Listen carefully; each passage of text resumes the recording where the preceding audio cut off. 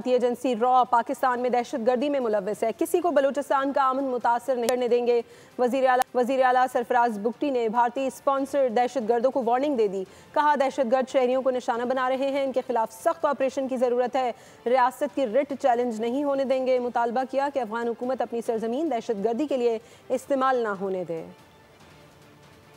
कि बलूचिस्तान में अब जितने भी टेररिस्ट ऑर्गेनाइजेशंस हैं उनका एक अखट करने की कोशिश की जा रही है। मैं पहले दिन से ये बात कह रहा हूँ कि रॉ बेस्ड ये जंग है, रॉ फंडेड जंग है। मैं तो अफ़गानिस्तान की हुकूमत को हमेशा ये कहता हूँ, इंटरिम गवर्नमेंट को, और ये याद दिलाता रहता हूँ कि आपने दोहा में एक दुनिया के साथ एक एग्रीमेंट किया हुआ है, आपने एक वादा किया हुआ है, आप अपना वादा वो निभाएं कि जिस वादे में आपने ये कहा है कि आपकी सरजमीन किसी और मुल्क के खिलाफ इस्तेमाल नहीं होगी।